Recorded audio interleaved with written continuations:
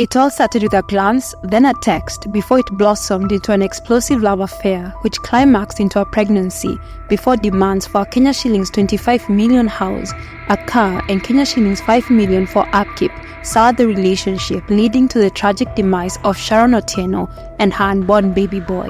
Welcome to Silent Shadows. As always, if you appreciate our true crime storytelling, support our bi-weekly series by liking and subscribing.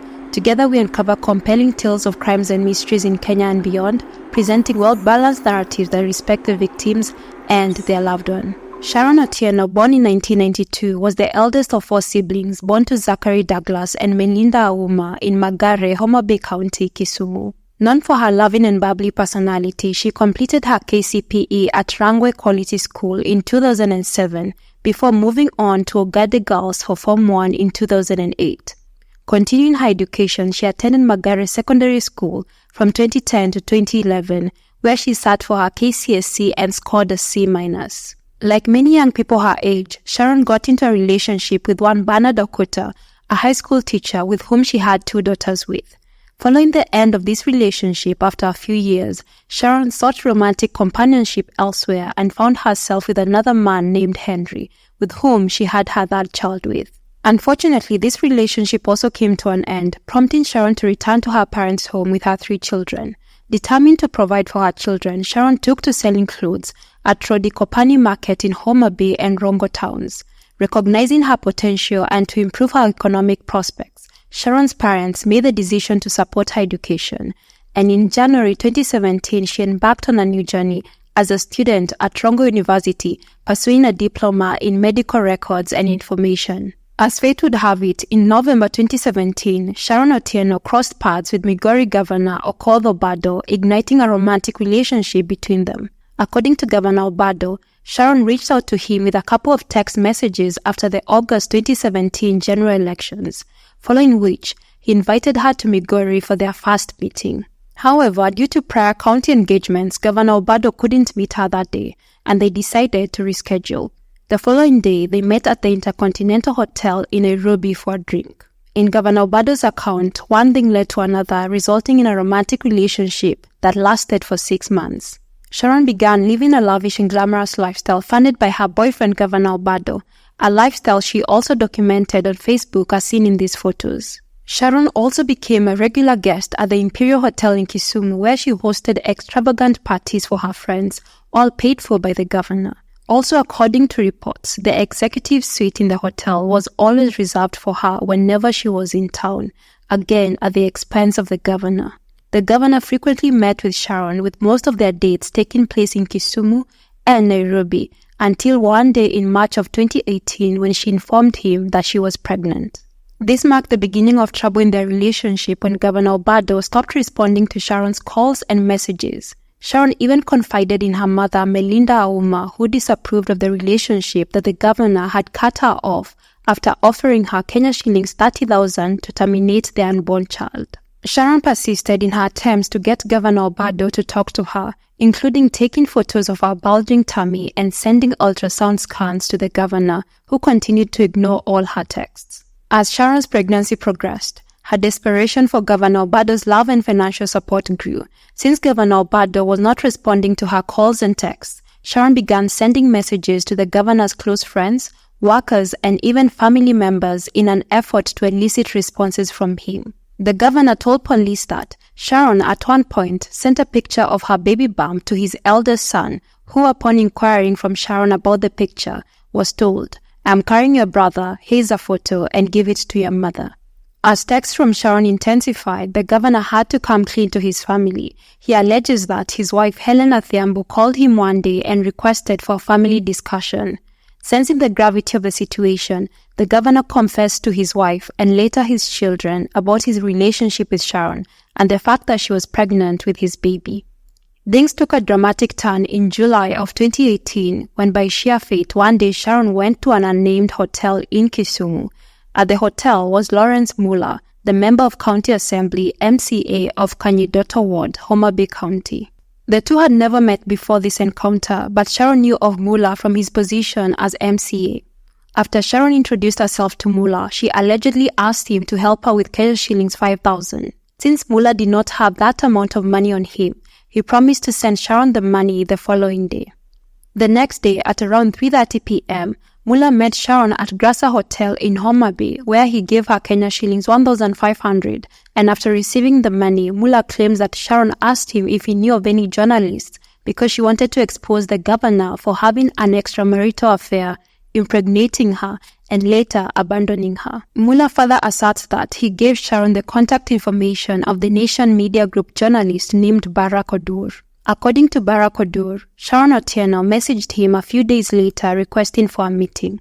They eventually met, and present in the meeting was also MCA Lawrence Mullah. Odur alleges that during the meeting, Sharon disclosed details about her affair with Governor Obado and even showed both Odur and Mullah salacious messages between her and the governor. Sharon also insisted that she really wanted Odur to expose the governor by writing an article about their relationship in the Nation newspaper since the governor had neglected her. Trying to establish the extent of the neglect, Odur sought to find out from Sharon when was the last time she had received financial assistance from the governor. And to his shock, Sharon allegedly shared that 3 weeks earlier she had received Kenya shillings 100,000 from Governor Obado, an amount she further claimed was too little given that the governor would offer her more before she got pregnant and he started ignoring her calls and texts. During this interview with Sharon, Odur maintains that he received a call from Governor Obado. It is unclear how the governor knew that Odur was with Sharon, but one hypothesis could be that the hotel staff or patrons may have informed the governor. This is because Sharon had frequented the hotel with the governor, and Odur was a well-known journalist in the area. Odur then excused himself from the meeting with Sharon and Mullah to receive the call. He claims that the governor told him he had gotten his number from a member of parliament, John Buddy, who was Odur's friend. On the phone call, the governor allegedly asked the journalist to go to his home at Rapogi to discuss how to settle the Sharon issue. Following this, Odur claims he called Mullah aside and without letting Sharon know, disclosed to Mullah about the phone call he had received from the governor. And without any hesitation, both Mullah and Odur headed to the governor's home in Rapogi. Upon arriving at Governor Obado's house, Odur claims he shared with the governor his motive to publish the story about the governor's relationship with Sharon. However, Odur and Mullah also explained to the governor that their mission was not to tarnish his name and would love for him to sort out the issues with Sharon amicably. Consequently, Obado tasked Mullah with finding out what Sharon wanted so as to settle their love dispute amicably without their clandestine relationship being made public through the papers. The first request that Sharon made to the governor through Mullah was a Kenya shillings 35 million house in Westlands. Obado declined to buy the house, and following further negotiations, Sharon said she was willing to settle for a Kenya shillings 25 million house in Nairobi, a good car befitting a governor's wife, and Kenya shillings 5 million for Upkeep. However, the governor also declined these requests.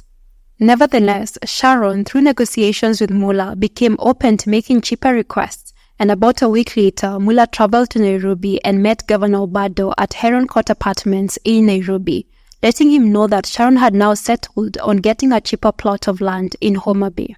Governor Obado was still not happy with the demand, and he suggested that he buy Sharon a more cheap plot of land where he can build her a 3-bedroom house to stay in. The governor further estimated that this would cost him around Kenya shillings 4 million. Governor Obado then requested Mullah to sell the idea to Sharon and report back to him. He also gave Mullah Kenya shillings 80,000 to take to Sharon for her upkeep. Mullah sold Sharon the governor's idea, and she welcomed the idea, but she insisted that the house should be fully furnished. The governor agreed to this, and Sharon was set to receive the money for buying the land, construction, and finishing the house at the end of August 2018. But before the money was sent, Sharon also demanded another Kenya shillings 280,000 for her antenatal clinics, which she attended at Nairobi Hospital and would always fly from Kisumu to Nairobi to attend. Mullah informed Governor Obado of these additional demands, and although the governor was hesitant, he still agreed to send her money, but in 2 installments. The money was delivered 3 days later by the governor's personal assistant, Michael Oyamo, who was a former Kenya Navy officer, and Mullah accompanied Sharon to a hotel in Homa Bay County to collect the money. At the hotel, Mullah noted that he realized that Sharon and the governor's personal assistant, Michael Oyamo, knew each other, and that Oyamo urged Sharon to be patient as the governor's office was looking to fulfill her requests. It is important to know that Mula was so actively involved in Governor Obado's romantic drama with Sharon since he was getting paid by the governor to be his mediator. The governor noted that he had once given Mula Kenya shillings 50,000 to sort out his car which had issues. He would also pay for his hotel stays and travel expenses to Nairobi, where Mula would meet him. A few days after Oyamo had delivered the money to Sharon on behalf of the governor, Sharon's mother claims in her account to reporters that Sharon woke up one morning and told her she wanted to go to Tanzania because she no longer felt safe in Kenya. Sharon allegedly traveled to Mwanza in Tanzania by road. While there, her mother claims she turned off her phones to prevent anyone from reaching her.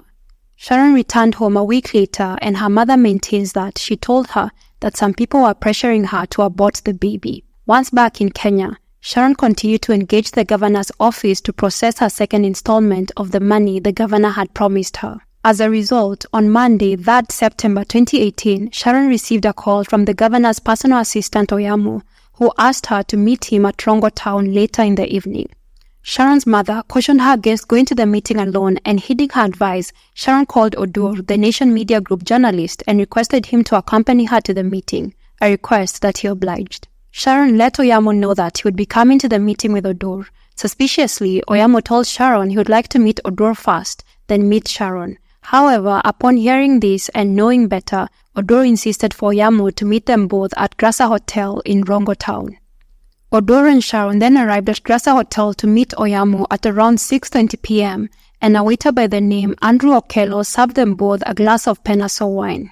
Okello, the waiter, claims that Oyamo, the governor's personal assistant, arrived at the hotel at around 7:30 p.m., walked to the table where Sharon and Odur were seated, and he paid for Sharon's drink by giving the waiter a Kenya shillings 1,000 note. With a glass of wine costing Kenya shillings 750, Sharon asked the waiter to keep change. The three, Oyamo, Sharon and Odur, then left the hotel shortly after. Oyamo, the governor's personal assistant, then led Odur and Sharon to a Toyota Fielder taxi parked outside the hotel. The taxi driver, Jackson Gombe, alleges that Oyamo, Odur, and Sharon got into the taxi. About 300 meters from the hotel, Oyamo asked the taxi driver to stop the car at a petrol station, and Oyamo alighted. However, 3 other men got into the car and forcefully sandwiched Sharon Otieno and Barak Odur.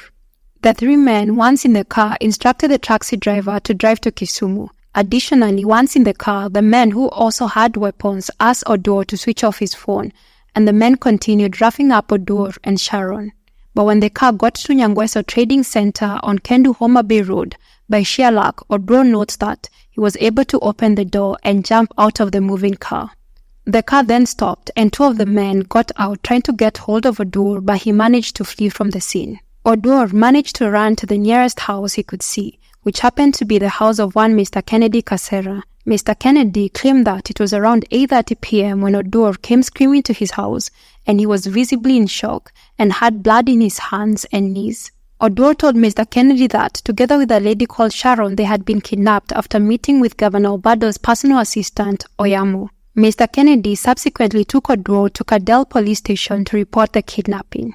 Sadly, Sharon was not as lucky as Odur. According to the taxi driver Jackson Gombe, between 9 p.m. and 10 p.m. they reached an inhabited forest area in Sondu. The 3 men instructed the driver to switch off the car's engine and lights. They then dragged Sharon into the forest and ordered the taxi driver to wait for them. After about 20 minutes, the 3 men emerged from the forest, and when the taxi driver asked them where they had left Sharon, one of the men said they had left her at her home. The men then got into the car and instructed the taxi driver to drive them to Migori. The next day, Tuesday, 4th September 2018, following Odur's kidnapping report to the police, Governor Obado's personal assistant, Oyamo, was arrested in connection to Odur's and Sharon's kidnapping. At this time, Sharon's whereabouts were still unknown, but things would change later that day at 3:30 p.m. when a farmer by the name of Moses Ongili was taking his cattle home from the forest. Moses claims that the cows leading the herd stopped and started making noise.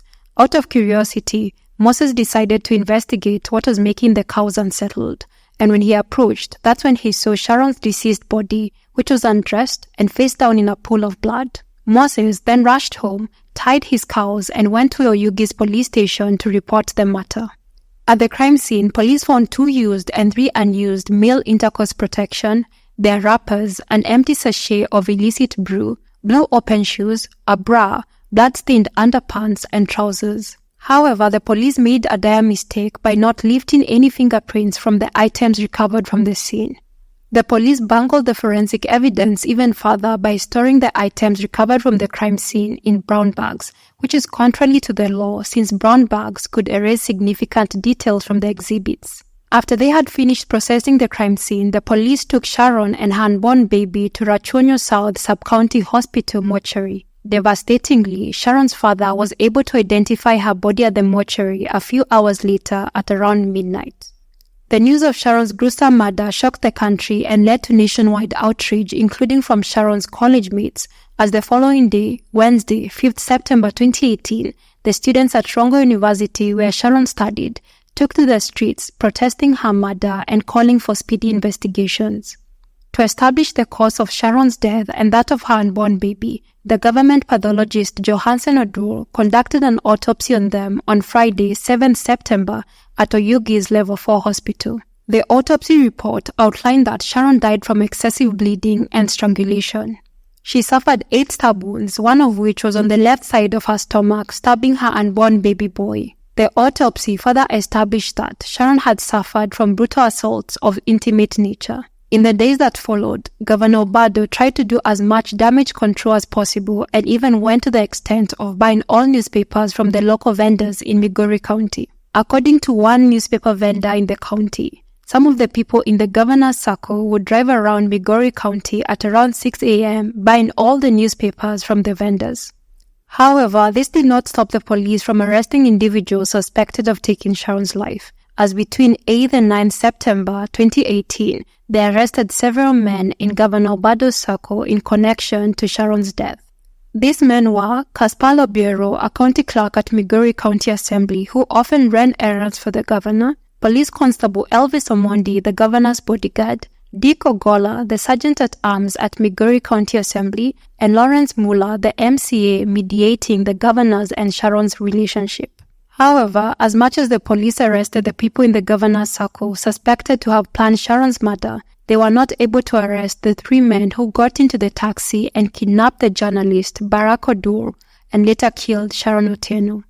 Of the suspects arrested, Lawrence Muller was found not to be associated with the murder. He was released and later went on to become one of the prosecutor's witnesses testifying against Governor Obado. But the other suspects, namely Michael Yamo, Ksh.5, Police Constable Elvis Omondi, and Dick Ogola remained in police custody. During this highly publicized aftermath of Sharon's gruesome demise, Governor Obado remained silent and untouched by police. But on 11 September 2018, he was summoned by the detectives at the regional DCI headquarters in Kisumu to answer questions over the kidnapping and murder of university student Sharon Otieno, and he was interrogated by the DCI officers for over 8 hours. Although he admitted to have been in a relationship with Sharon and been responsible for her 7-month pregnancy, he denied being responsible for her kidnapping and death. 2 days later, on 13 September 2018, the governor broke his silence as he held a press conference at a Nairobi hotel, where he also confessed to having an affair with 26-year-old Sharon. In the press conference, he also introduced his family to the public, but he maintained his innocence, saying that he had nothing to do with Sharon's death. My supporters and the general electorate, and also the well-wishers who have been with me in prayers, that they should continue praying for me in all this endeavor. As a law-abiding citizen, I want to state here very, very clearly and very categorically that I have nothing and absolutely nothing to do with the cruel death of Sharon. And I want to urge all our government agencies, all the agencies that are mandated with investigations to speed up their work so that the real killers can be brought to book as fast as possible. Across the country, at Magare Village, Homa Bay County, Sharon's unborn baby boy was laid to rest on 15 September 2018 at the home of Samuel Odege, Sharon's paternal grandfather. In the sad and emotional funeral attended by hundreds of mourners, there was a collective call to bring the perpetrators to book. In the days that followed, the police released a DNA report on 20th September 2018 conducted on Sharon's unborn baby boy. The DNA was a 99.9% match to Governor Obado, proving that he was indeed the biological father of Sharon's unborn baby boy. The following day, on 21st September 2018, Governor Obado was officially arrested by the police and detained at Migori police station in Nairobi in connection to Sharon's death. According to the DCI, the arrest came after the detectives had established through analyzing the governor's phone records that he had been in constant communication with the 4 suspects in his circle who were in police custody. The governor was then presented at the Milimani Law Courts 3 days later on 24th September 2018 to face murder charges. At the court, the governor appeared to be chatty and laughing with his lawyers, and he pleaded not guilty to Sharon's murder. However, to his shock, he was later denied bail until all witness statements were submitted to the court. He was then remanded at Industrial Area Prison where the other suspects in Sharon's murder were being held. The governor was also instructed by the judge to appear before the court 3 weeks later on 8th October 2018. At the Industrial Area Prison, the governor was not treated like every other citizen in the prison. According to news sources, the governor was put in the VIP and dignitaries wing, where he was brought good food from outside every day and was allowed visitors as seen in this video.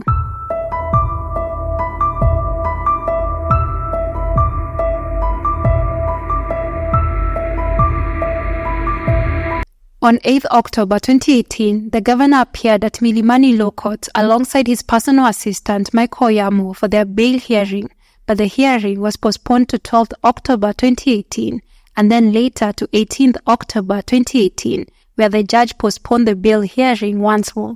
On 19th October 2018, 46 days after her tragic death, Sharon was laid to rest at Migori village, Homa Bay County, at her grandfather's home next to her baby boy. At the high-profile funeral, which was attended by politicians and human rights advocates, there was unprecedented drama as hundreds of students from Rongo University stormed the funeral, and in what would be considered a disrespectful move, they claimed that the church was taking too much time with long sermons before burying Sharon. In the middle of the sermon, which was being given by Pastor Wilson Wandago of the Seventh-day Adventist Church, the students took the coffin to the gravesite and offered a short prayer before burying Sharon as seen in this video. The case of Sharon is handled properly and there is no interference.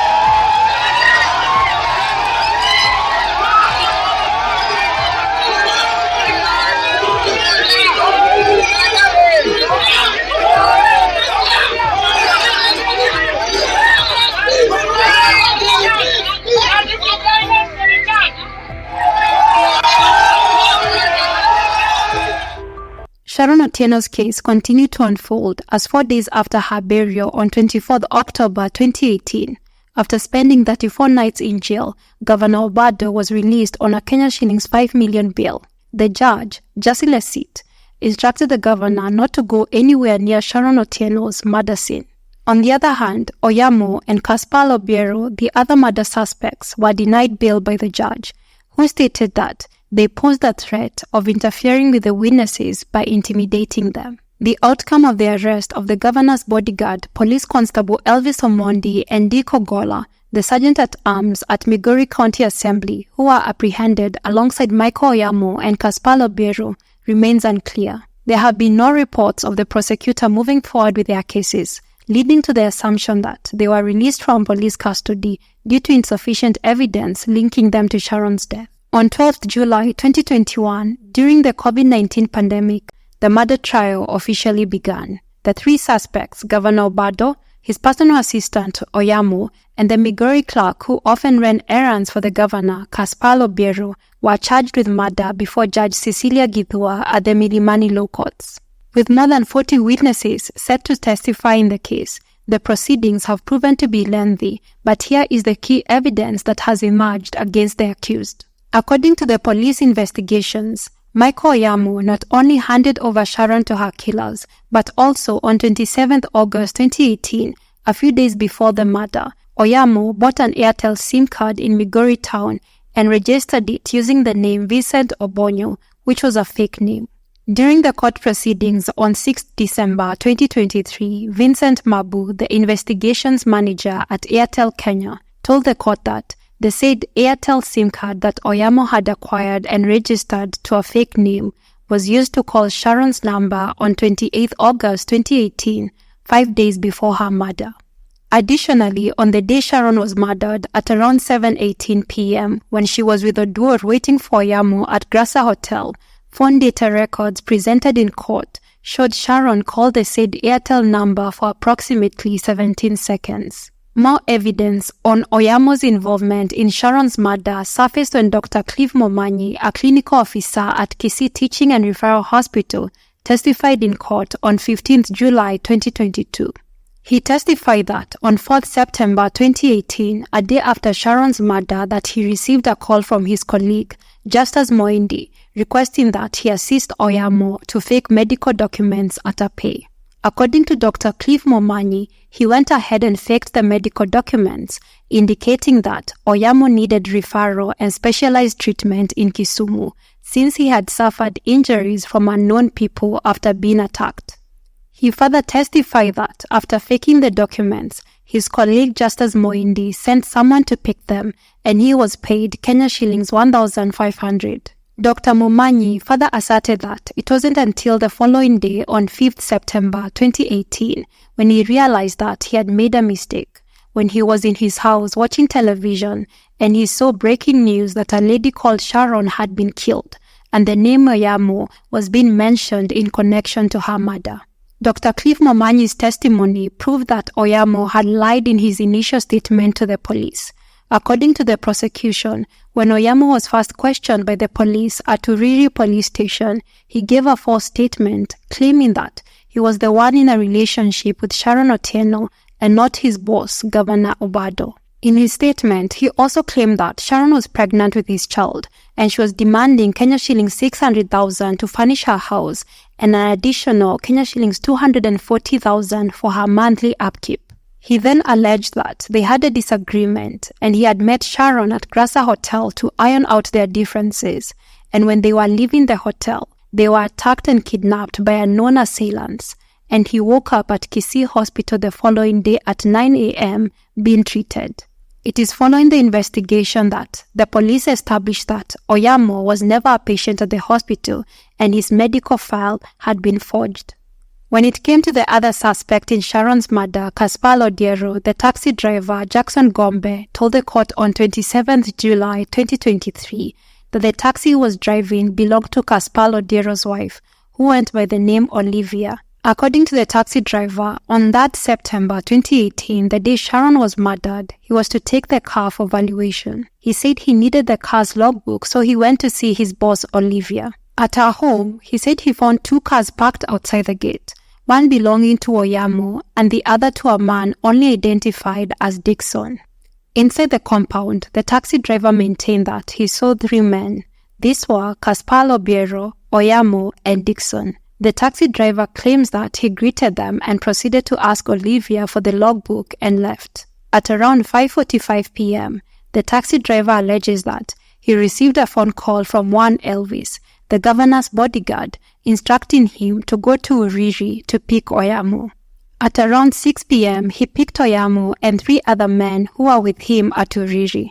Oyamo and the other 3 men who ended up killing Sharon boarded the vehicle, and Oyamo told the taxi driver to take them to Grasa Hotel in Rongo town, where Oyamo was meeting Sharon and Odur. Unfortunately, the 3 unidentified men who killed Sharon and her unborn baby boy remain at large, with the police extending their search for them to neighboring countries, specifically Tanzania and Uganda, where they fear that the 3 may have run to. When it comes to the third suspect, Governor Obado, the prosecution is yet to establish his connection to Sharon's death, specifically if he knew about it and or if he financed it. In a court hearing on Tuesday, 5th December 2023, an officer working for Safaricom Telecommunication Company testified in court that throughout the night of 2nd September 2018 to 5th September 2018, the governor was in Nairobi. However, there lacked details if the governor was in constant communication with the suspects and if he sent them money. It is evident that the prosecution still has the burden to prove without a shadow of a doubt how the governor was involved in the murder. We will be following the trial closely as it resumes in April of 2024 to see what other evidence emerges. However, similar to other cases, such as that of Monica Kimani, who was killed about 2 weeks after Sharon was murdered, we truly hope that justice will be served in Sharon's case. Do you think Governor Obado is guilty? Can the prosecutor prove he is guilty beyond a reasonable doubt? Let us know in the comments below. We send Sharon's family and friends our heartfelt condolences and may her soul rest in eternal peace. Thank you for joining us today, and don't forget to subscribe to our channel to be notified of the updates about the case. Until then, take care, stay safe, and always trust your gut.